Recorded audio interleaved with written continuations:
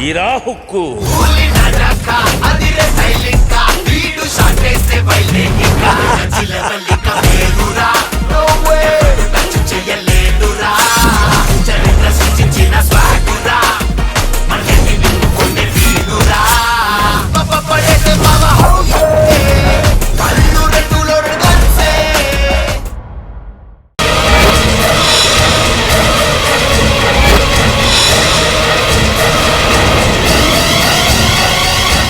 సిద్ధార్థ రుద్రాణి వాళ్ళ పక్కన కూర్చున్నాడేంటి?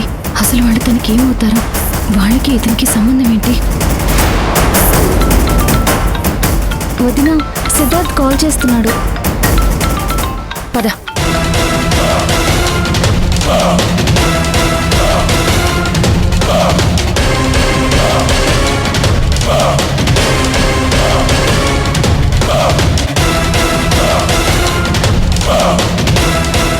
శౌర్య, ఒకసారి ఫోన్ ఇవ్వు.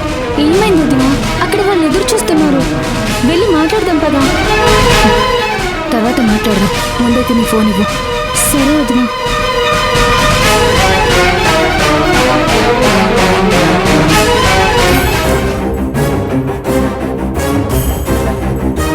ఇంకా రాలేదేంటి? ఎక్కడికి వెళ్ళి ఉంటారు? ఇదిగో మమ్మీ, వాళ్ళే కాల్ చేస్తున్నారు. హలో. హలో సిద్ధార్థ్, నేను శౌర్య వాళ్ళ వదిన్ని. ఓ మీరా, ఎక్కడున్నారు?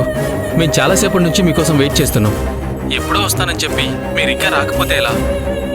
దారిలోనే ఉన్నాం. కాకపోతే కాస్త ట్రాఫిక్ వల్ల లేట్ అయింది.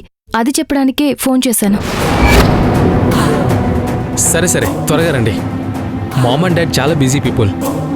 నా రిక్వెస్ట్ మీద మీటింగ్స్ అన్ని క్యాన్సిల్ చేసుకుని మరీ వచ్చారు. వచ్చేస్తున్నాం.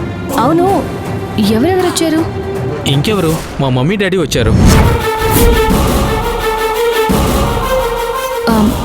మీ నాన్నగారి పేరు? నాన్న భానుప్రకాష్, మా మమ్మీ రుద్రాణి.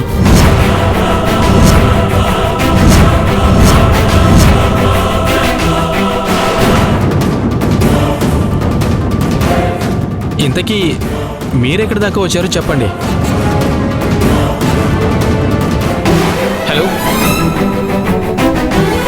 అదేంటి కాల్ కట్ చేశారు? ఏంటిది? సిద్ధార్థ రుద్రాణి భానుప్రకాష్ల కొడుక. ఈ విషయం తెలియక శౌర్య సిద్ధార్థని ప్రేమించిందా?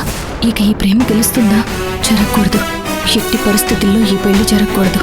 ఆ కుటుంబంలోకి శౌర్య కోడలుగా వెళ్తే ఇంకేమైనా ఉందా? వెళ్ళ పద శౌర్య. వదినా, వాళ్ళు చాలాసేపటి నుంచి వెయిట్ చేస్తున్నారు.